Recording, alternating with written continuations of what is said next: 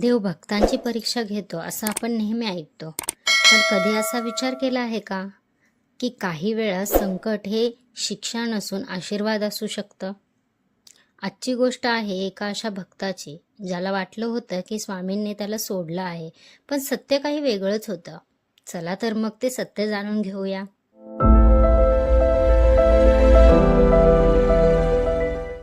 एक तरुण व्यापारी होता. मेहनती होता, प्रामाणिकही होता आणि श्री स्वामी समर्थांचा मोठा भक्त होता. दररोज पूजा, नामस्मरण, आरती सगळं नियमित चालायचं. पण एक दिवस अचानक त्याचा व्यवसाय तोट्यात जाऊ लागला. एकामागून एक नुकसान, विश्वासू माणसांनी फसवणूक केली, आर्थिक संकट वाढत गेली. तो मनातून खचला.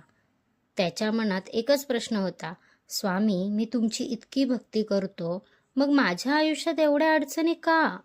काही महिन्यांनी परिस्थिती आणखी कठीण झाली, पण त्याने स्वामींचं नाम सोडलं नाही. एके दिवशी त्याला एका वृद्ध भक्ताची भेट झाली.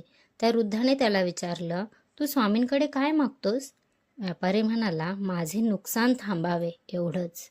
वृद्ध हसले आणि म्हणाले, कदाचित स्वामी तुला नुकसानातून वाचवत नसतील, तर त्याहून मोठ्या संकटातून वाचवत असतील.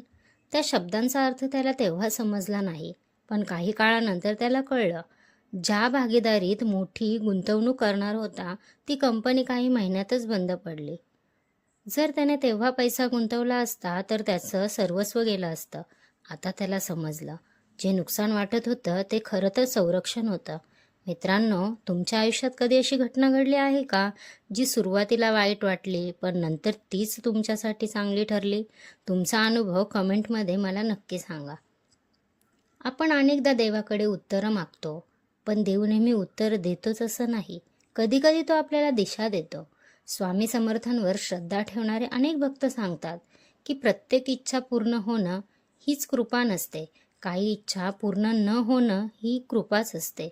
ह्या रांगोळीमध्ये श्री स्वामी समर्थांची लोभसवाणी प्रतिमा साकारलेली आहे.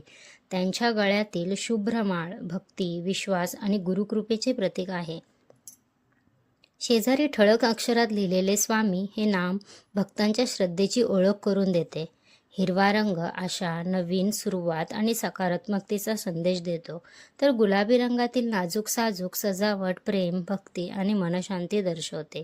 ही संपूर्ण रांगोळी आपल्याला एकच संदेश देते, जे घडतं ते नेहमी आपल्या समजुतीप्रमाणे नसतं, पण स्वामींच्या कृपेप्रमाणे असतं. म्हणून मित्रांनो, आपण आयुष्यात कधी एखादा दरवाजा बंद झाला तर निराश होऊ नका. कदाचित स्वामी तुमच्यासाठी त्याहून मोठा दरवाजा उघडण्याची तयारी करत असतील. तुमच्या घरात श्री स्वामी समर्थांची पूजा केली जाते का? आणि तुम्हाला स्वामींचा कोणता अनुभव आला आहे का?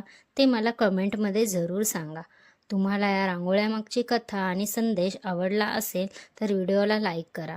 तुमचे विचार आणि अनुभव कमेंटमध्ये नक्की शेअर करा. आणि अशाच सुंदर, सुबक, मनमोहक रांगोळ्यांसाठी आणि प्रेरणादायी कथा ऐकण्यासाठी माझ्या चॅनलला नक्की सबस्क्राईब करा. चला तर मग पुन्हा भेटूया एका नव्या रांगोळीसोबत. नमस्कार.